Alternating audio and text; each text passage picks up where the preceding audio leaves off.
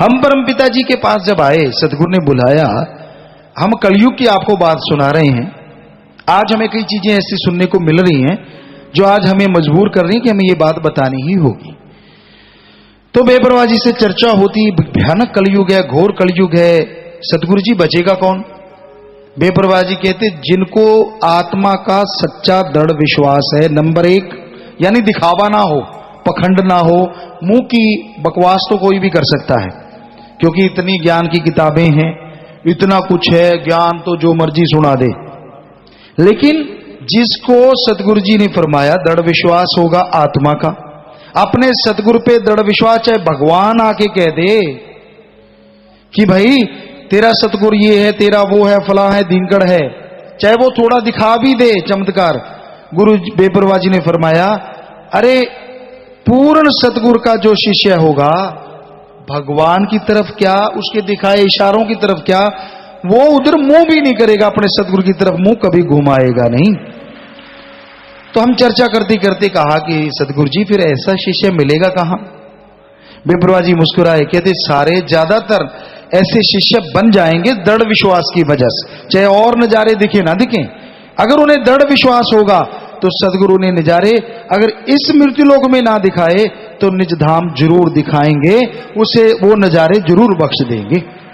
तो हमने कहा जी ऐसा दृढ़ विश्वास, क्योंकि लोग तो काम वासना क्रोध लोभ मोह अहंकार मन माया में उलझ जाते हैं, ऐसा दृढ़ विश्वास कैसे संभव है? बेपरवाह जी ने फरमाया जो सुमरण करेंगे सुबह शाम मजलिस सुने और अमल करेंगे। आप मजलिस की बात करते हैं, हमारे रूबरू होके लोग अमल नहीं करते।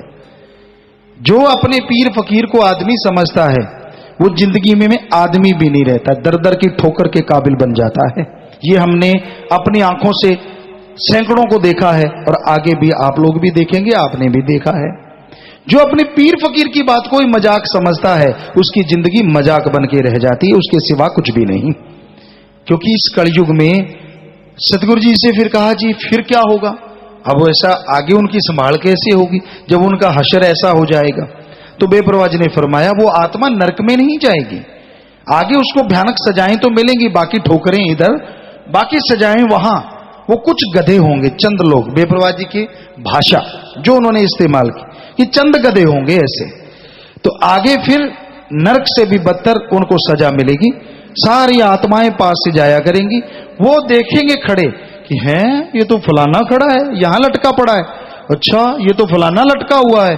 तो उनको शर्म दे दे के वो आत्माएं उनके पास से जाएंगी, और वो शर्म इतनी ज्यादा, यहां तो थोड़ी महसूस होती है, बेपरवाह जी ने फरमाया वहां हजारों गुना ज्यादा महसूस होगी, और आत्मा कर कुछ नहीं सकेगी। ये तो है नहीं कि आत्महत्या या फलां या धीनकड़ जो आजकल लोग तरह तरह के करते रहते हैं बातें, तो वहां तो कोई संभव ही नहीं है, सजा ही सजा, सजा और बढ़ती जाती है और बढ़ती जाती है। तो फिर सतगुरु जी आगे क्या होगा? आगे उन आत्माओं की पहचान होगी, उन रूहों की पहचान तो सतगुरु रखेगा ही रखेगा। कोई भी आत्मा जाती है, चाहे वो अच्छे कर्म करके सतगुरु पे दृढ़ विश्वास करके आखिर ओढ़ निभा के जाती है, पहचान उसकी भी रहेगी। और जो ऐसी रूहें हैं जो सजा भोग के जाएंगी, पहचान उनकी भी होगी। तो हमने कहा बेपरवाह जी फिर वहां तो उनको शर्मसार, कहते नहीं वो उनकी सजा पूरी हो जाएगी, पता नहीं कितने साल युग लगेंगे सजा में, जन्म मरण तो खत्म हो जाएगा, लेकिन वहां फिर उस आत्मा को मालिक अपनी कृपा से माफ करके ही लेके जाएंगे निज धाम। वहां तो प्रवेश, जैसे प्रवेश करेगी तो वो उसका रंग भी दूसरों की तरह कुछ ना कुछ ठीक होता चला जाएगा, पर पहचान उनकी जरूर रहेगी। फिर हमने कहा आने वाला टाइम वो तो साध संगत ने भी सुना है, ये बात तो सतगुरु से जो हुई, साध संगत जो पुराने सत्संगी है वो जानते। बेपरवाह जी फरमाते थे जो दिन गुजर गया शुक्र करो, आने वाला समय बुरा ही बुरा है। हैरानी है, हैरानी हद से ज्यादा। सतगुरु ने किसी की नोटों से दाल लेनी है, चाहे तो धरती सोने की बना दे, अगर हमारा सतगुरु चाहे हीरे जवाहरात की बरसात करवा दे, अगर हमारा मौला चाहे तो। आपके चंद सड़ी गुटियों के पीछे सवाल पैदा नहीं होता। सतगुरु जी से प्यार के खजाने लुटाता है, उसे अजमाता भी है। पर पंजाबी जी कहावत है एक लगी तो ही गया पुत्ता, जे दूजी तो लगी ही नहीं। सो हमने देखा है कईयों की तर जाती है। पंजाबी जी कहावत और मुंह आया गल ना रहिंदी, लींडी तरगी तरगी तो फिर तरगी, और लींडी तरदी कदों जो तो सुक जाती है।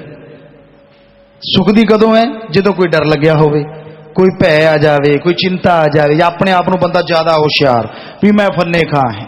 और कई फन्ने खाओं के कुल्ले उतरते, क्योंकि परमपिता जी के वचन है कुल्ले लैन होशियार आंदे। बड़े बड़े जो होशियार फन्ने का बनते हैं ना, पल में कुल्ले उतर जाते हैं, पल में। अनपढ़ अपना पार लगा जाते हैं, पार लगा जाते हैं, उनको कोई मतलब ही नहीं होता। कई तो योजनाएं बनाते हैं जी बकायदा, कई कई महीनों से योजनाएं चलती हैं, यूं करें फिर वो करें, वो फलां करें फिर धींकड़ करें। करो तो सही बेटा, चलो तो सही, लगेगा ना पता। सो हमने सासंग जी किसी से क्या दाड़ लेनी है, हमारा सतगुरु मौला है, वो चाहे तो कुछ भी करवा दे, किसी से कोई आस नहीं रखते हम। बस इतनी जरूर मालिक से दुआ करते हैं, हे मालिक जिनकी बुद्धि पे पत्थर पड़ रहे हैं, जो अपने आप को शातिर समझ रहे हैं, हे सतगुरु दाता उनको एक बार प्यार से समझा दे, नहीं समझे तो फिर तुम अपने तरीके से समझा देना, पर उनको जरूर समझाना। हर इंसान जो मालिक से गुमराह होता है अपने आप को फन्ने का ही समझता है, वो गुरु को गुरु नहीं समझता। बोलने में जो मर्जी बड़े बड़े वो कहते हैं ना, सोले गाता रहे, मेरा सतगुरु जी, मेरा विश्वास जी, मैं फलाना जी, मैं धिंकड़ जी, कहने की बातें हैं। सतगुरु के सामने कोरा कागज होता आदमी, जैसे गिलास में पानी है। यहां नहीं नाटक चलते, शातराना चालें यहां नहीं कामयाब होती, यहां नहीं चल सकती। जितने मर्जी मगर कर लो, चिलित्र कर लो, वो सब जानता है, पल पल की खबर रखता है। उस मालिक से डरो, गुरु को चलो बंदा ही समझ लो, इतना ही काफी है कि चलो सतगुरु पीर फकीर कोई राय देते हैं, सलाह देते हैं, ज्यादा चालाकी करोगे ऐसा हशर होगा, ऐसा हशर होगा कि जितनी चालें आपने सोची हैं सारी की सारी उल्टी तो पड़ेंगी पड़ेंगी, और कोई मुंह नहीं लगाएगा।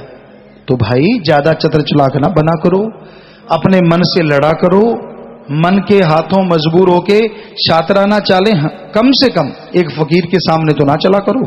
नाटकबाजी, ढोंग डकोसले, तरह तरह की चर्चाएं, और करना वो जो मन के अंदर जज्बा है। तो यहां हम तो इसलिए हर किसी की परवाह करते हैं क्योंकि हमें दर्द है कि हर कोई उस मालिक अल्लाह वाहिगुरु राम की संतान है और उसको वापिस लेके जाना है।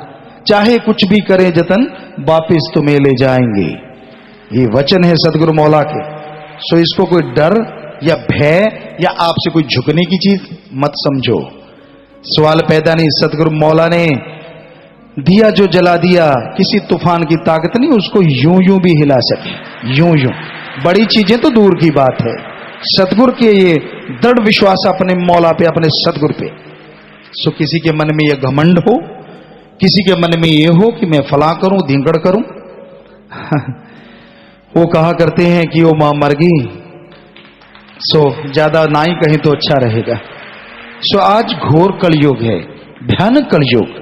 वाकई सतगुरु के वचन ज्यों के त्यों पूरे हो रहे हैं। बड़े बड़े फन्नेकाओं की लिंडी सूख के तर रही है, पानी में ऊपर आ रही है, दिखने में लगता है ना जी ये वो फलां धिंकड़। बातें सुन लो उनसे, सारी दुनिया का ज्ञान है उनके पास, लेकिन अमल के नाम पे जीरो हैं। सो ये हमने अपनी आंखों से देखा नहीं, अपने सामने देखा, आजमाया है कि लोग कैसे नाटक करते हैं, कैसे ढोंग करते हैं। हमें क्या लेना है किसी से, दुनिया के पैसे से, दुनिया की इज्जत शोहरत से। हमारा काम सतगुरु का ड्यूटी निभाना है, वो खुद निभा रहा है, और सतगुरु से प्यार मोहब्बत सबका बढ़ाना है। ना कोई माया की भूख थी, सतगुरु ने घर में बहुत बख्श रखा था, बख्श रखा है और बख्शता ही रहेगा, वो कोई कमी नहीं है। क्योंकि हमें तो जरूरत ही नहीं, हमने तो यही कपड़े पहनने। और सासंगत जी अगर कोई भी कपड़े आप देखते हैं शूटिंग में पहने होते हैं और पहने होते हैं, मालिक गवाह है, सारे के सारे कपड़े आश्रम के ही काम आते हैं। एक नया पैसा हमारे उसमें से ना काम हमने लिया ना कभी आता है। साथ संगत वो ले जाती है, उनके घरों में खुशियां, और उसका जो भी कोई परमार्थ होता है वो यहां भी खुशियां।